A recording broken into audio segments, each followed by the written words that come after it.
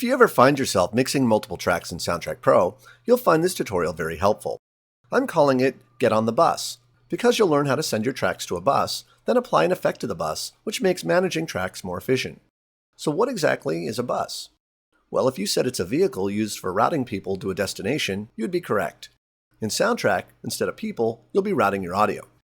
Once your tracks have been routed, you can treat the bus like an individual track, apply effects, and control the volume for the entire group. Let's take a look. Here I have opened a multi-track project of a commercial music bed, consisting of some banjo tracks and 3 percussion tracks. Let me play a few bars.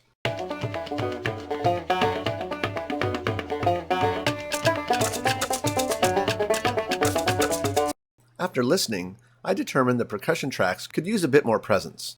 A useful and common effect to apply here would be a compressor. But rather than apply the compressor to all 3 percussion tracks individually, a more efficient option would be to send the percussion tracks to a bus, then apply the compressor to the bus. From the multi-track menu, choose Add Bus.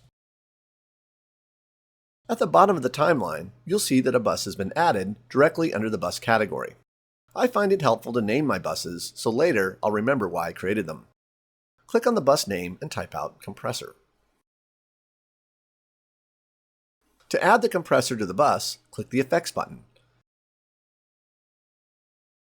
In the Effects tab, scroll down to locate the compressor, then click the plus button to add it to the parameter list. At this point, we don't need to worry about adjusting the effect parameters until after we send the audio tracks to the bus, and that's what we'll do next. In the multi-track editor, position your mouse over the track header, right-click and choose Add Send. The first thing you'll notice is that the effect button has turned purple, indicating the track now has an effect applied to it. But on closer examination in the parameters pane, you can see the effect is not a compressor, but a send. Click the triangle to reveal the parameters. Like the name implies, a send sends the track to a particular bus, in this case, the compressor bus I just created. If I had more than one bus created, they would show up in this drop-down menu, and I would simply choose one from the list.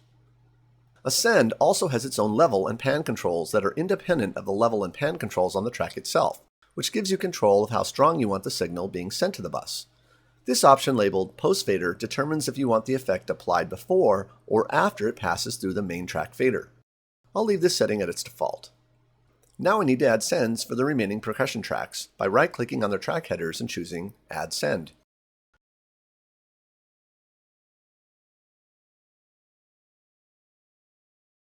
Click in the bars and beats ruler and drag out a play range. Press your space bar to begin playback. Click the Effects button on the compressor bus, then click the Advanced tab to bring up the compressor interface. Let's quickly apply one of the presets by clicking the Show Presets button. Here, I'll apply a percussion compressor, then bring up the gain just slightly. Close the compressor interface. If you click the mute button on and off of the bus, you can hear a before and after. Here's the mix without the compressor, and here's the mix with the compressor. So as you can hear, adding a bus and sending your tracks to the bus is a fast and efficient way of applying and managing effects to your tracks. Thanks for watching.